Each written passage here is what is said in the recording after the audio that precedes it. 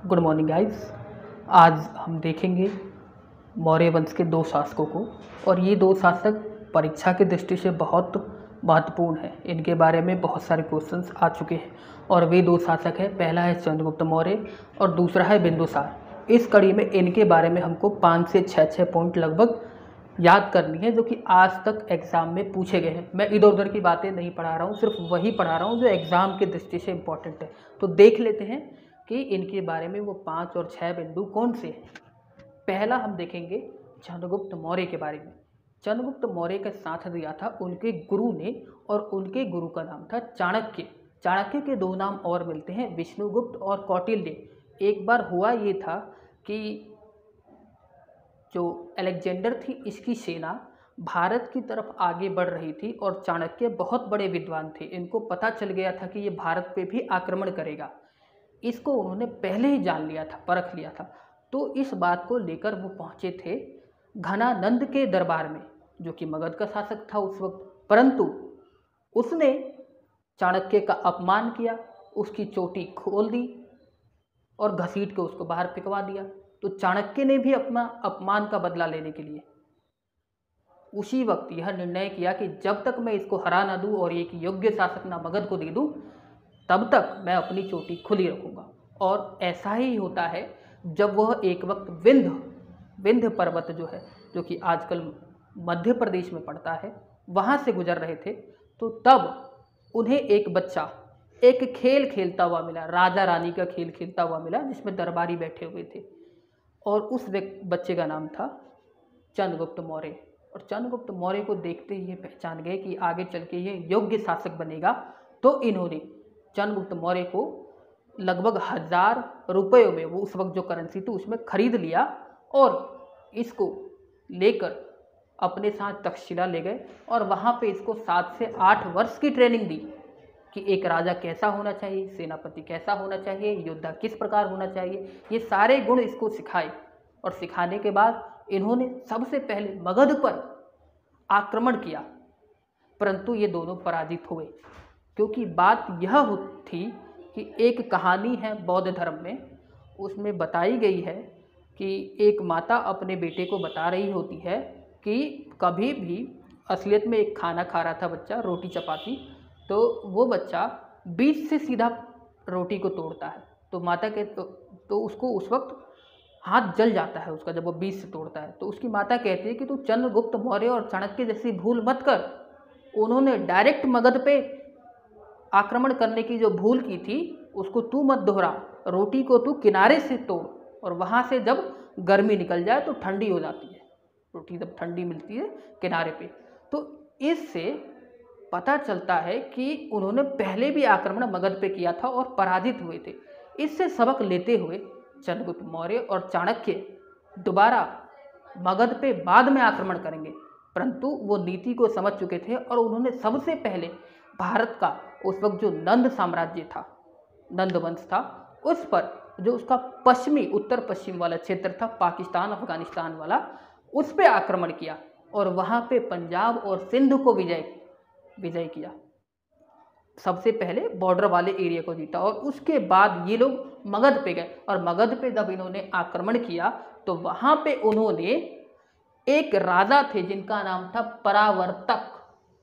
ये परावर्तक, इनकी सहायता से घनानंद को हराया था। और घनानंद को हरा के 322 BCE में, बिफोर कॉमन एरा में, ये शासक बने वहाँ के, और मगध पे इनका शासन शुरू हुआ। इनकी अर्ली लाइफ के बारे में हम जान चुके हैं। चंद्रगुप्त मौर्य के दो नाम और मिलते हैं, एक है सेंड्रोकोट्स और एक है एंड्रोकोट्स। अब ये दो नाम जो हैं, इस बात को किसने बताया कि ये चंद्रगुप्त मौर्य के ही दो नाम हैं? तो वो व्यक्ति थे सर विलियम जोन्स। ये एशियाटिक सोसाइटी में थे। तो इन्होंने बताया था कि ये दो नाम इन्हीं के हैं, और ये दो नाम ग्रीक लोग द्वारा चंद्रगुप्त मौर्य को दिए गए थे, जो यूनानी लोग थे उनके द्वारा। इसी के साथ साथ हमें यह बात जाननी है कि जब अलेक्जेंडर भारत पर आक्रमण किया था तो पाकिस्तान अफगानिस्तान वाले क्षेत्र में वह अपना एक व्यक्ति को छोड़ के चला गया था शासन करने के लिए, और वह व्यक्ति था सेलुकस निकेटर। उनने भी भारत पर आक्रमण करने की योजना बनाई थी, परंतु उस योजना को विफल करने का कार्य चाणक्य और चंद्रगुप्त मौर्य ने किया। जब सेल्यूकस निकेटर ने उस पर आक्रमण किया तो सेल्यूकस निकेटर मगध द्वारा पराजित हुआ। वह मगध को नहीं जीत पाया और विवश होकर उसको एक संधि मगध के साथ करनी पड़ी। और इस संधि के कुछ महत्वपूर्ण बातें जो आज तक पूछी गई है विभिन्न एग्जामों में, वो देख लेते हैं। चंद्रगुप्त मौर्य पहले तो जीत जाता है और एक ट्रीटी होती है, वह 303 BCE में ये ट्रीटी होती है। इस ट्रीटी में सबसे पहली बात ये होती है कि सेल्यूकस निकेटर की एक पुत्री होती है, उसकी एक बेटी होती है, उसका नाम होता है हेलेना। इससे चंद्रगुप्त मौर्य की शादी करवा दी जाती है। अब दोनों के बीच में मैट्रिमोनियल रिलेशन बन चुके हैं। साथ ही साथ चंद्रगुप्त मौर्य ने सेल्यूकस निकेटर को 500 हाथी दिए थे। हाथी सेना में बहुत अधिक महत्वपूर्ण भूमिका निभाते हैं जीतने के लिए। साथ ही साथ जो सेल्यूकस निकेटर था उनने चंद्रगुप्त मौर्य को दहेज में 4 क्षेत्र दिए थे, 4 राज्य थे, और वो थे हेरात, कांधार, मकरान का जो कोस्टल एरिया वो, और साथ ही साथ काबुल। ये आजकल पाकिस्तान और अफगानिस्तान के क्षेत्र में ये सब के सब पड़ते हैं और ये सब उस वक्त चंद्रगुप्त मौर्य को दहेज में मिले थे। अगली बात जानने को है कि इसी संधि के तहत जो मेगास्थनीज होता है उसको सेल्यूकस निकेटर चंद्रगुप्त मौर्य के दरबार में मगध में पाटलिपुत्र जो उनकी राजधानी होती है वहाँ पे एक राजदूत बनाकर भेजता है और दोनों के बीच में रिलेशन बहुत अच्छे हो जाते हैं। अब अगली बात हमको जाननी है कि चंद्रगुप्त मौर्य का अंत कैसे हुआ, मतलब कि ये इसकी लाइफ का एंड कैसे हुआ, कैसे बना ये। तो बात ये होती है कि इसके शासन के अंतिम वर्षों में इसके साम्राज्य में एक जगह पर अकाल पड़ गया था और उस वक्त ये जैन धर्म का प्रवर्तक था, जैन धर्म को मानता था। तो उस वक्त 2 व्यक्ति थे जैन धर्म में, स्थूलभद्र और भद्रबाहु। तो चंद्रगुप्त मौर्य भद्रबाहु के साथ मिलके, ये जो भद्रबाहु होते हैं इनके साथ मिलके जो कर्नाटक है आजकल, वहाँ का एक चंद्रगिरी नाम का हिल है, माउंटेन है, वहाँ पे जाते हैं और तपस्या करते हैं। बिना खाए पिए तपस्या करेंगे और मुंह पे एक मास्क लगा लेते हैं और उस विधि को बोलते हैं संलेखना। और इस विधि संलेखना विधि का प्रयोग करके ये अपने प्राणों को त्याग देते हैं। संलेखना विधि का ये जैन धर्म को मानता था, जैसा कि मैं बता चुका हूँ।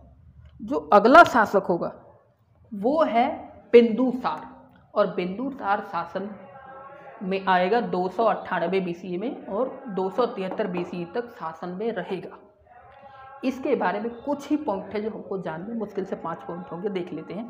पहली बात यह है कि ये जो है, जो ग्रीक लोग थे, यूनानी लोग, वो इसको अमित्र चेट या फिर अमित्र घात कहते थे, यानी कि जितने भी दुश्मन हैं उनका नाशक, उनका विनाशक, उनको भगाने वाला, उन पे विजय पाने वाला। इसी को साथ साथ इसको सिंहसेन की उपाधि भी दी गई थी।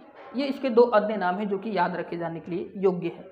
अगली बात है कि अशोक को इसने उज्जैन का राज्यपाल बना रखा था। अशोक उज्जैन का राज्यपाल था और उसी वक्त में तक्षशिला जो कि पाकिस्तान में, वहाँ पे एक रिवॉल्ट होता है और इस रिवॉल्ट को सप्रेस करने के लिए ये अशोक को भेजता है और अशोक उस रिवॉल्ट को सप्रेस कर देता है। और ये रिवॉल्ट जो थे वहाँ के अमात्यों द्वारा किए गए थे, जो बड़े स्तर के मंत्री होते हैं उनके द्वारा। इसी के साथ साथ एंटियोकस जो फर्स्ट था, वो सीरिया का रूलर था, उनने डायोमेकस नाम का एक अपना राजदूत इसके दरबार में पाटलिपुत्रा में भेजा था। साथ ही साथ जो बिंदुसार थे, इनने एंटियोकस से 3 चीज़ें मांगी थी। पहला है अंगूरी शराब, दूसरी चीज़ है अंजीर और तीसरी है फिलोसोफर। उन्होंने अंगूरी शराब और अंजीर तो भेज दिया पर फिलोसोफर नहीं भेजा, क्योंकि वो फिलोसोफर को असली संपत्ति मानते थे, इसलिए उन्होंने नहीं भेजा। साथ ही साथ जो बिंदुसार था ये रिलीजियसली बहुत टॉलरेंट था, सभी धर्मों का सम्मान करता था ये, परंतु खुद एक जो आजीवक सेक्ट है, आजीवक, इसको मानता था। तो ये कुछ जानकारियाँ थी चंद्रगुप्त मौर्य, मौर्य वंश और बिंदुसार के बारे में। अगली वीडियो में हम लोग देखेंगे अशोक के बारे में। अशोक किस प्रकार राजा बनता है और कैसे उसकी नीतियाँ उसको इतना प्रभावशाली फेमस बना देती हैं कि उसको हम आज तक याद रखते हैं। Thank you very much for watching. Next video